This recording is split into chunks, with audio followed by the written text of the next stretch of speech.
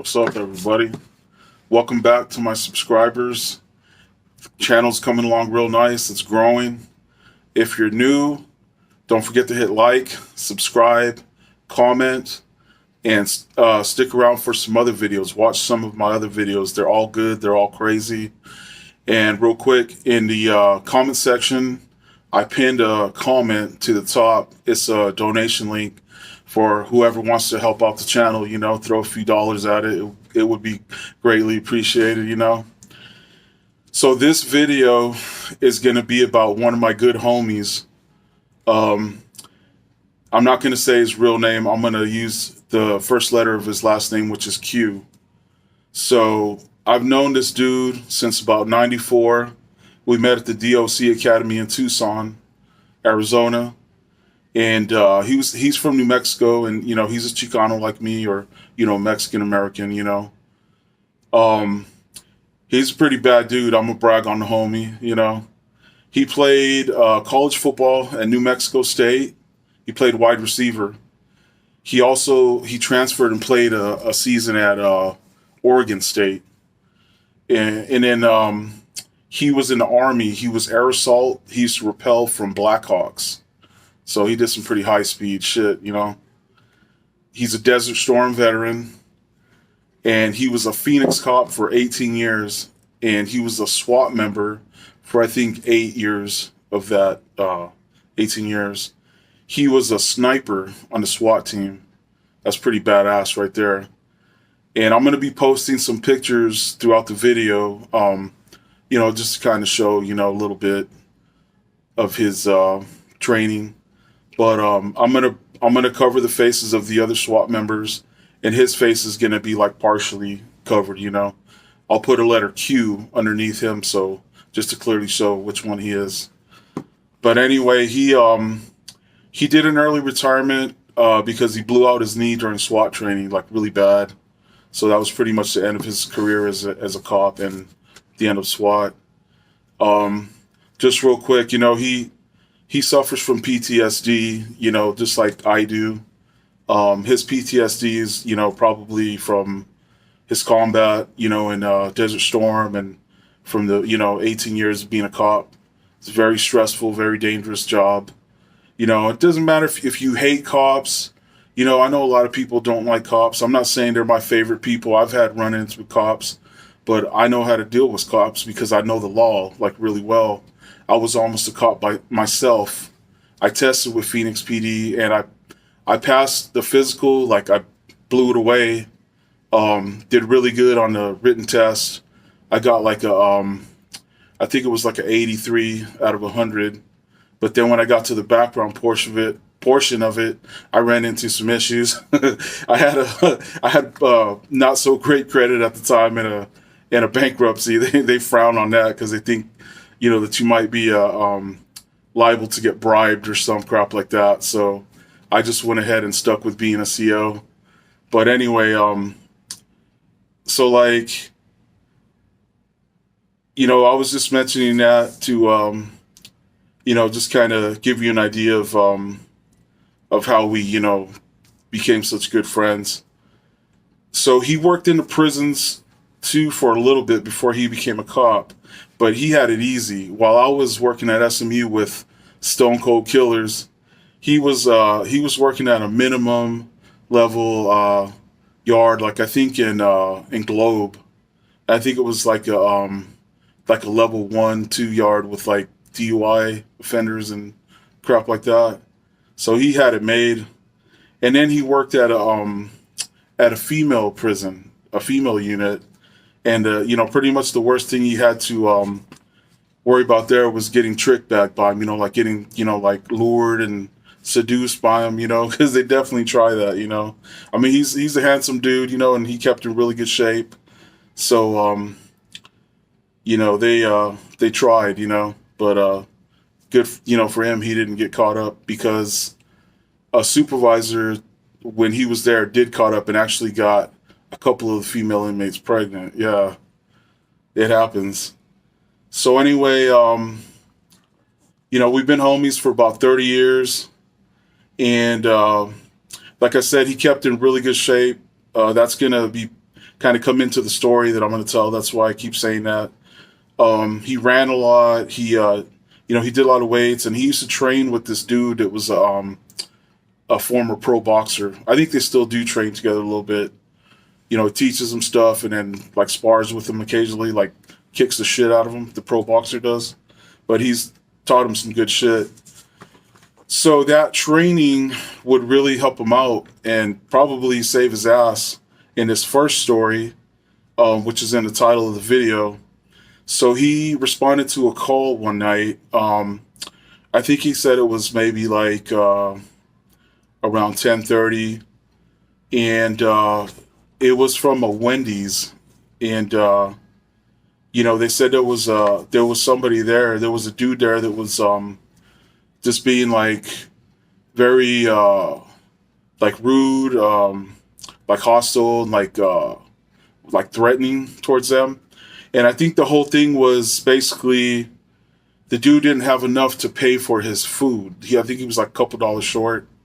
And I mean, maybe they should have like just gave the dude his food, because they're lucky, dude didn't assault them.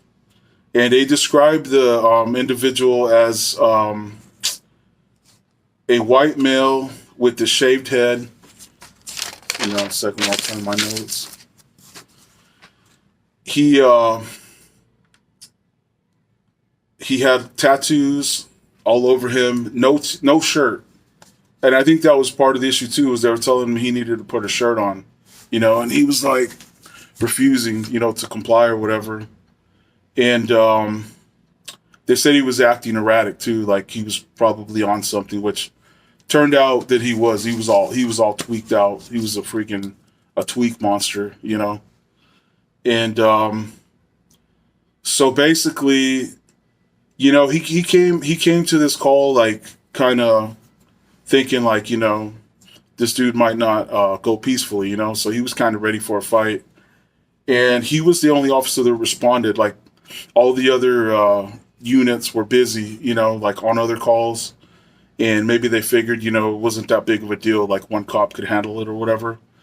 So pretty much he said as soon as he arrived, he said he saw a dude come walking out the door, and he knew right then it was the, my bad. He knew it was the individual that the call was about, right?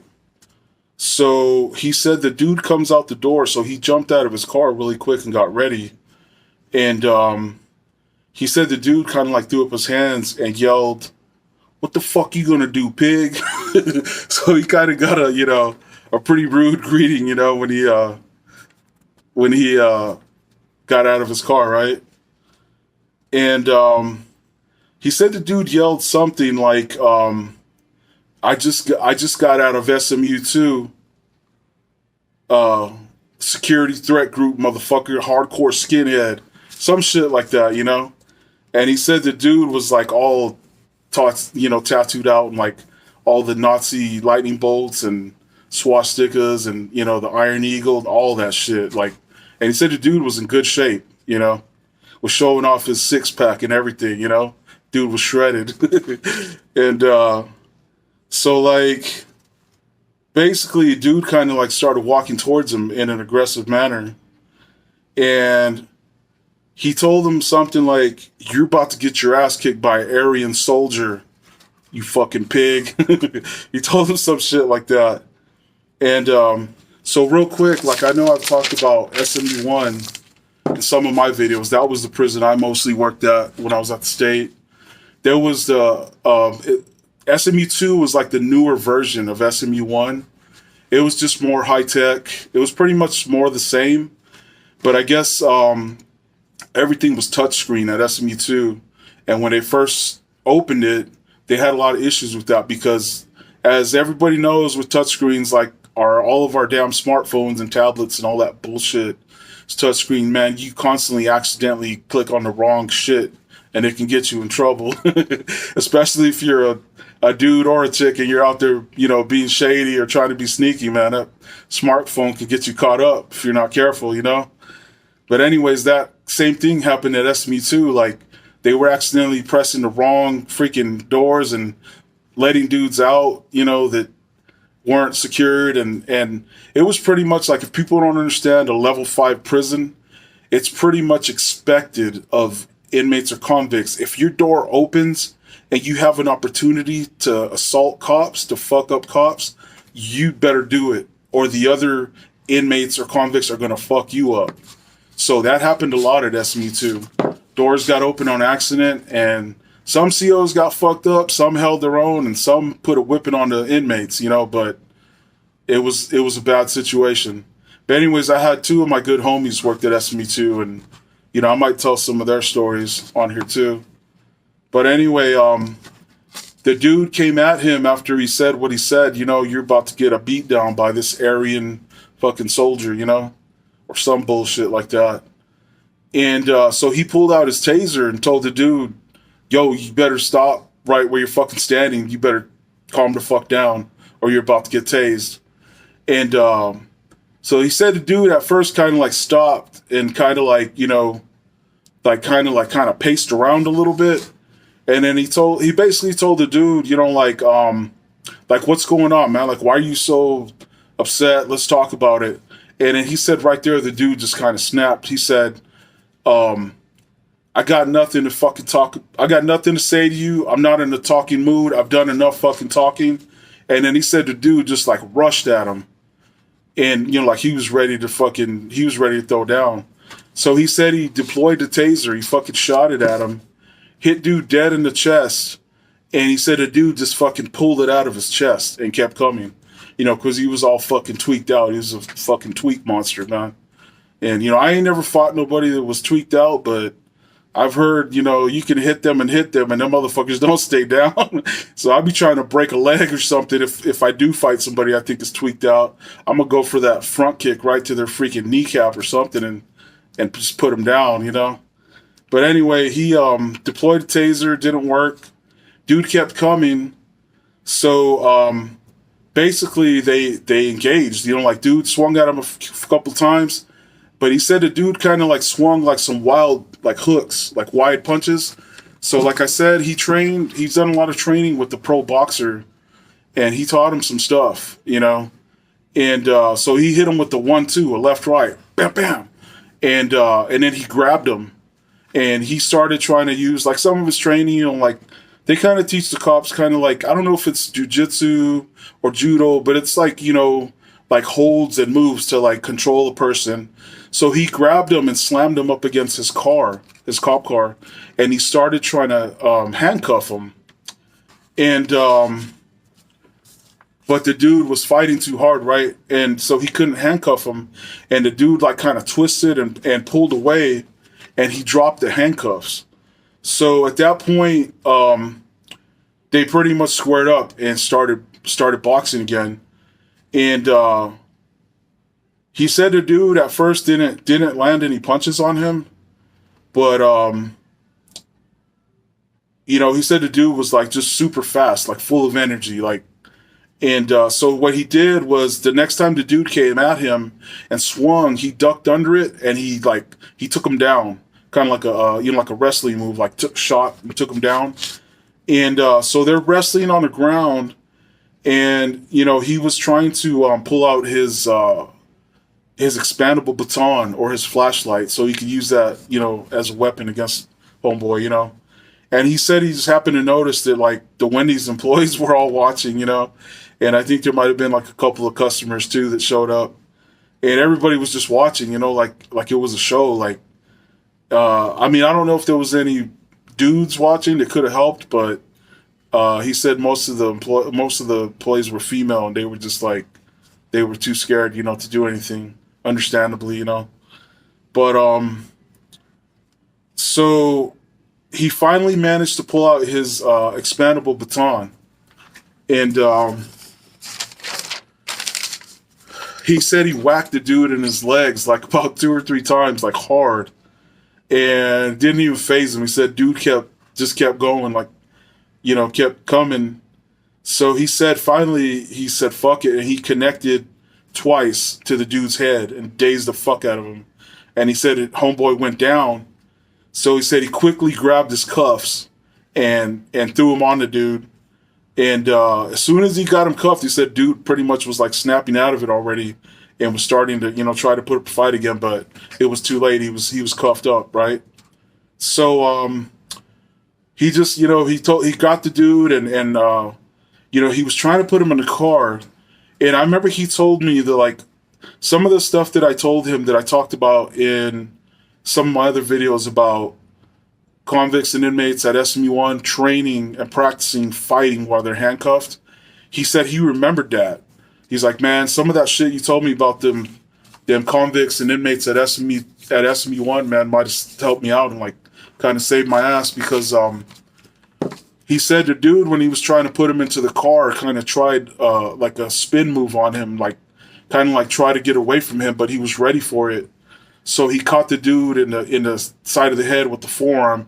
And I know some of you are gonna say like, oh, he hit a suspect that's fully secured, but no, the dude was still being aggressive. Dude was still trying to hit him. I think he like tried to headbutt him or try to kick him or something, but he tried some kind of aggressive move. He like tried to spin and like I think he like threw a kick or something at him.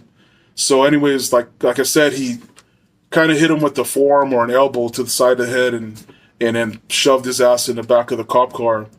And, basically told him, calm the fuck down or I'm going to spray your ass, It's over, you lost, dude. Just calm the fuck down. So he said it took the dude a while, but he finally started to calm down. So he called paramedics right away. And then he called it in, code 4. And then finally, so some other cops show up, like, after, it's all over, and they're all like, making, like giving him a hard time, like fucking, just teasing him about it and shit. But anyway, so he said he got to talk to the dude while paramedics were checking him. And he said the dude actually told him, so having some technical issues here. But he said the dude actually told him, like, man, he said, you're one tough fucking cop. He said, I've never lost a fight while I'm fucking in tweak monster mode, So I guess the dude was used to doing this, he would get all tweaked out and just, I guess, look for somebody to beat the shit out of, And sounded like he was a pretty tough dude. I mean, hardcore Nazi skinhead, and I think that was the name of their clique. I think the dude that led their clique of skinheads went by the nickname Hardcore. And so yeah, I mean, the dude was like shocked. He said he told him like, you must be in pretty good shape, because most of the time when I fight somebody while I'm on tweak monster mode, I just wear them out. They get tired, and then I just overwhelm them.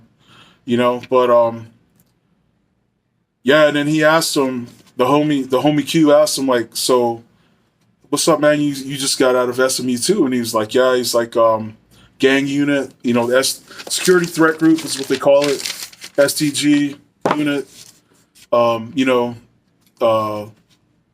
skinhead gang, there's like various cliques, different ones.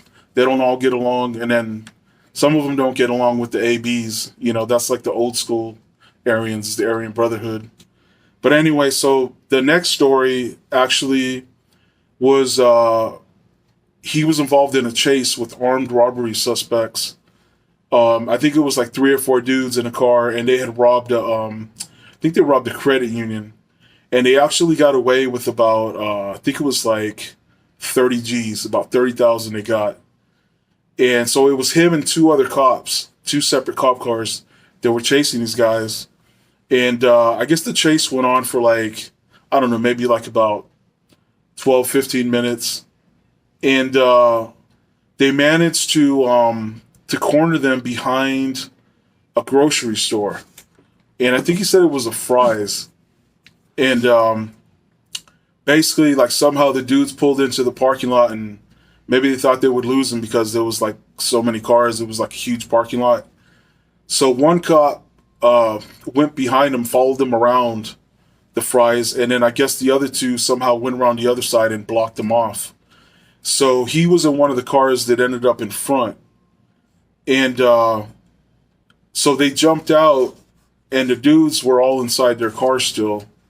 And he said they could just see them like moving around and yelling and stuff, but they couldn't really tell what they were doing. But they figured they were probably, like talking it over, like whether they were going to give up or like shoot it out or something, right?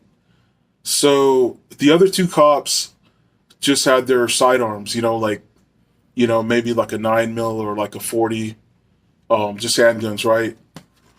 He got out with his M4, which was assigned to him, from SWAT, full auto M4 or AR-15 for, some people might not know what an M4 is. And so those guys, those suspects, I guess when they saw that M4, that was game over right there. They told them afterwards, after they gave up, and they were like cuffed up and everything, they told them to say, hey man, we were ready to shoot it out until we saw you come out with that fucking machine gun. That's what they call it. Technically it's not a machine gun. A machine gun is belt fed like a saw or like an M60, but that's what they called it, a machine gun. They said they were ready to shoot it out till they saw that. They said it was game over. So that was a short one, but it was, pretty intense, right?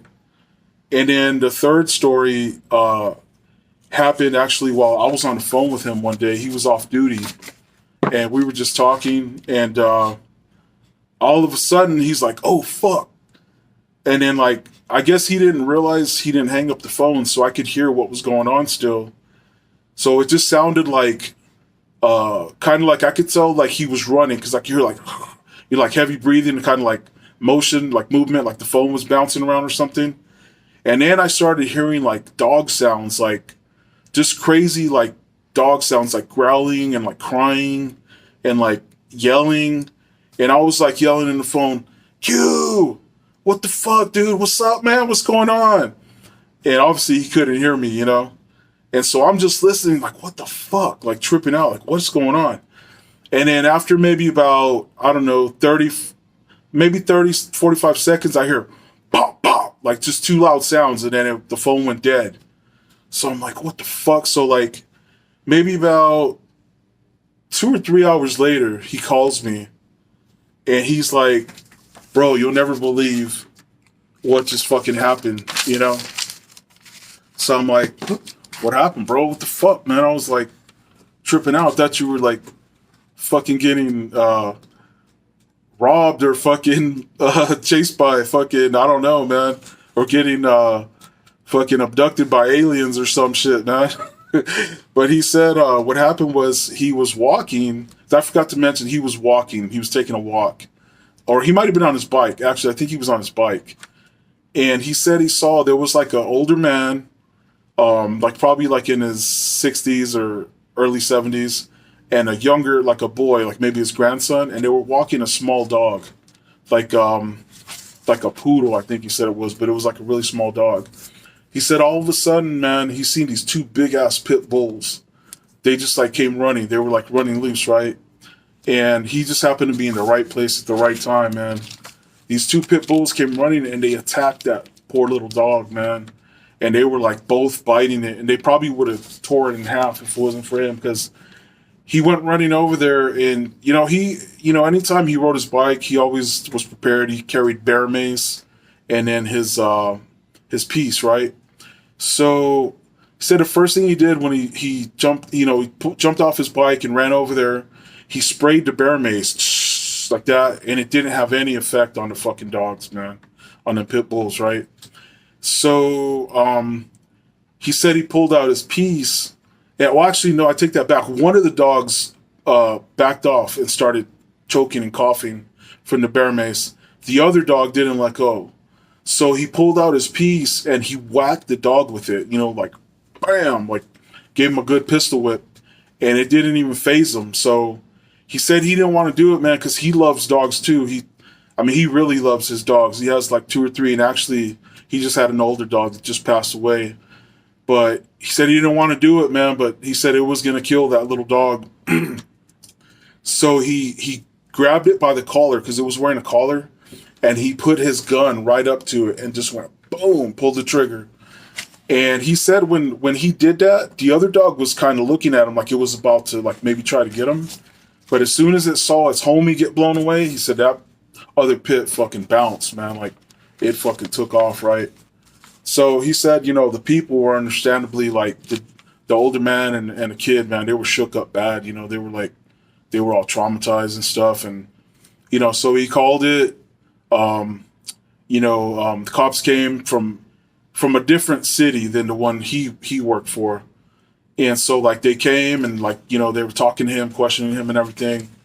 And the thing that sucks, man, is he said like his own department that he worked for, he said they sweated the shit out of him, like internal affairs. He said they were like pretty much making it seem like they were going to fire him. Like, are you sure you needed to fire, discharge that weapon? You fired 2 rounds in a residential area. They could have traveled and killed innocent bystanders. You could have shot the little boy or the old man that was right there. Like, it seemed like they didn't even care that he saved the little dog. Maybe they didn't give a shit, but he said, like, if he had to do it over again, he said, man, I hate to say it, but he said, I wouldn't do it again, just the shit they put him through, the stress that they put him through or whatever. But the last story I have is actually a paranormal, kind of, part of it is paranormal, and then part of it is just crazy stuff that, like cop stuff that happened. So this last story is called Daddy Call Q.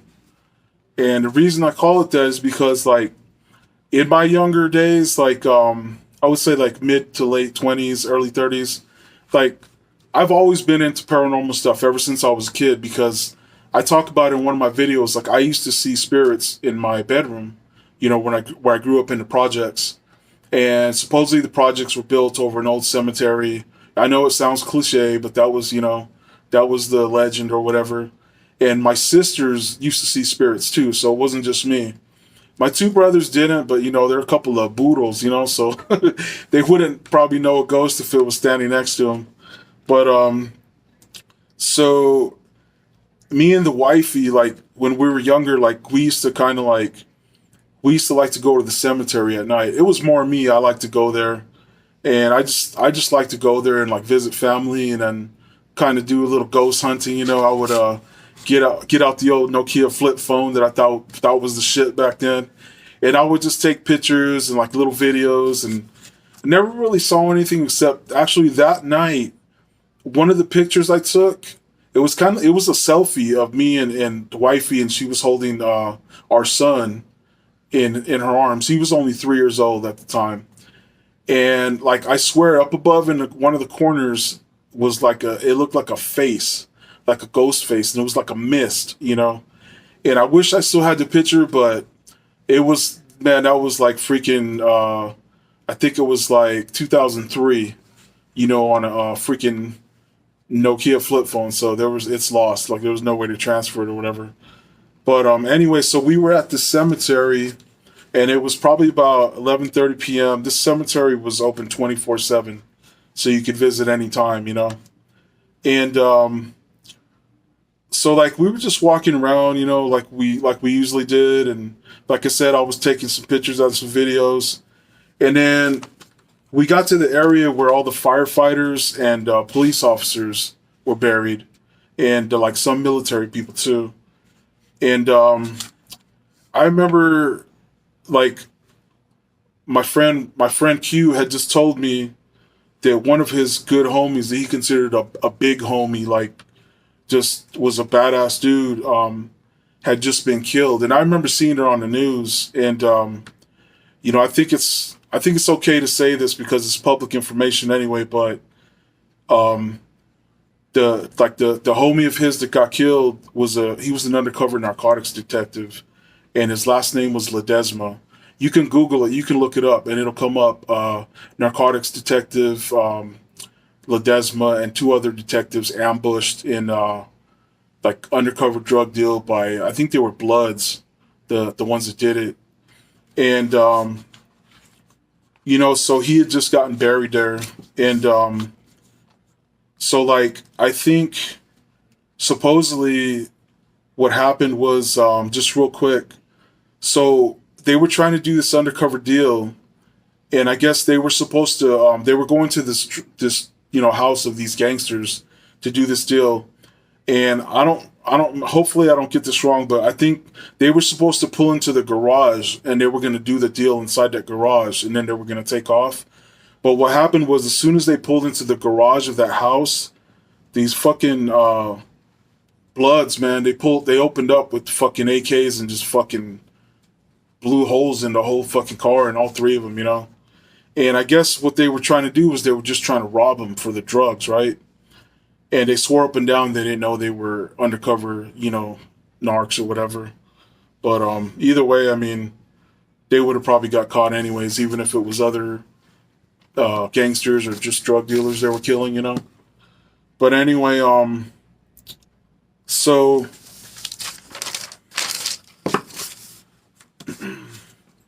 like I said, we were at the cemetery and we were in the area where the police officers and firemen were buried, and I was thinking about that, what my friend had just told me, what Q had just told me, and no shit, my son. Oh, real quick, my son, he was 3 years old, and he was mostly nonverbal. He was well, he still is. He's autistic. He was on he's on the autism spectrum, and he was diagnosed as moderate to extreme on the autism spectrum. He's come a long way. He's very verbal now. Like, you can barely tell he's autistic. But at the time, he wasn't speaking very much. Like, he said a few words, but he didn't speak in sentences at all.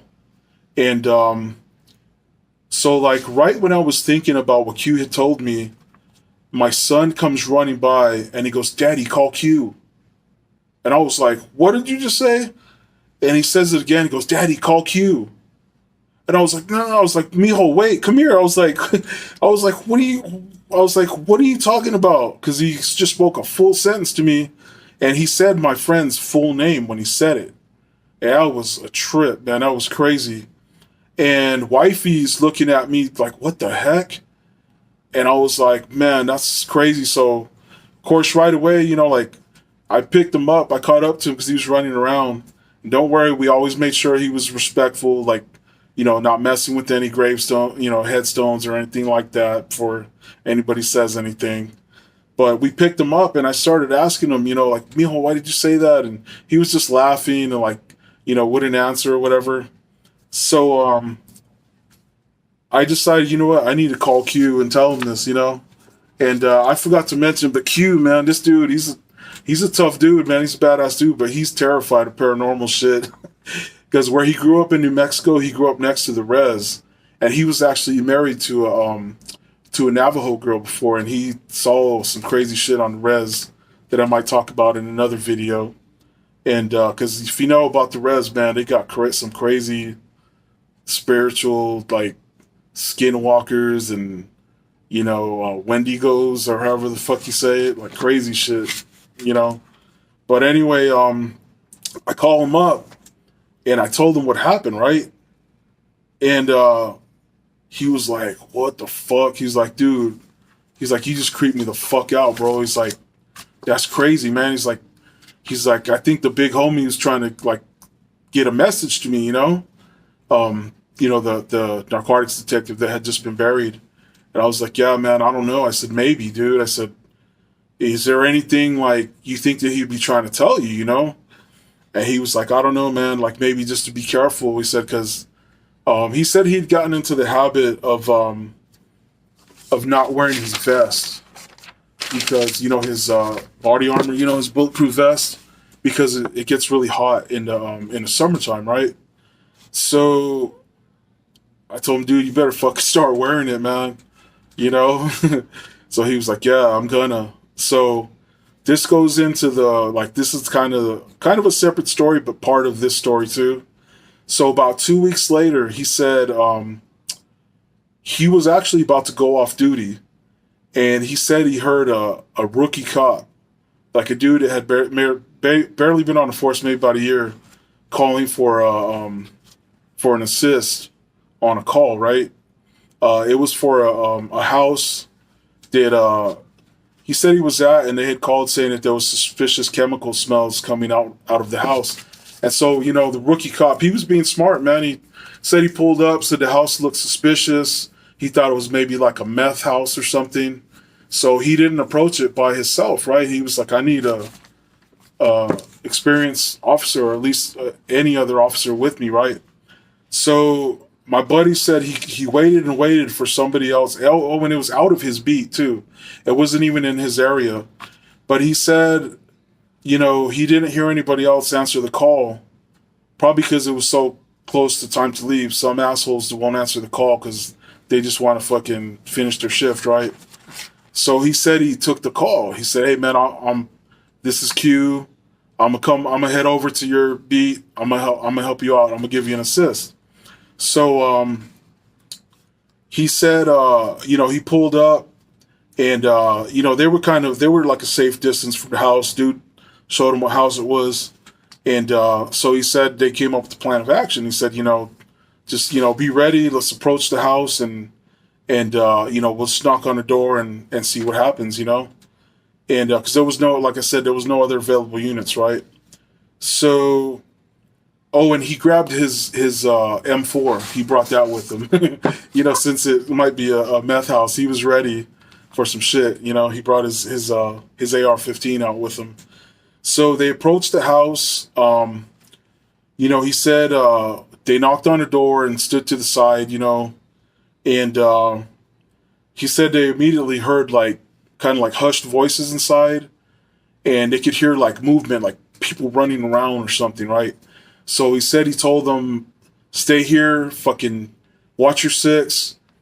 I'm gonna run around back to see if I can catch somebody coming out the back." So he ran around behind the house, and he said right as he came around behind the house, he seen 3 guys jumping out a back window, and as soon as he saw them jump out the window, he yelled at him, "Get on the fucking floor," and pointed his AR-15 at him, right? So he said one of the dudes, like quick as fuck, like they were probably all tweaked out. One of the dudes that was kind of standing behind, because there was 3 of them, must have pulled out a handgun, like a 9, I think it was, and he fired off a round, and it hit him like dead in the chest, like in his vest, right? So he fired off 2 rounds, bam, bam, and dropped that motherfucker, And he just said, and then the other 2, he said the other 2 fucking hit the ground as soon as he did that, and they were like yelling, "Don't shoot, don't shoot." And so he fucking checked himself, he was like tripping out thinking that he was gonna feel like a wet spot, like that it was gonna fucking go through or whatever, right? And he said it hurt like a motherfucker, like he felt the impact, almost knocked the wind out of him. If it would have been a bigger caliber, it would have probably knocked the wind out of him, but I think it was a 9. And but he said it didn't penetrate the vest. He checked the inside of it, didn't feel anything except the sore spot.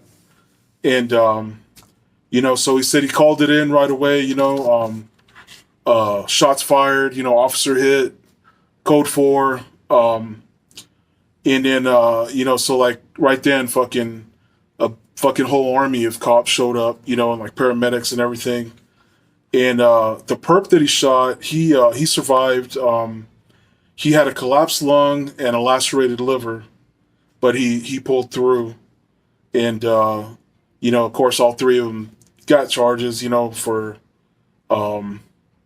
for felony flight, and the one, of course, got, charges for, assault with a deadly weapon, or I don't think they got him for attempted murder, but, it was a felony, probably like a class 2 felony or something like that. But, he called me, like, as soon as he, was done, getting, debriefed by, his superiors, and, he was telling me, "Bro, man," he's like, "I think your son might have saved my life."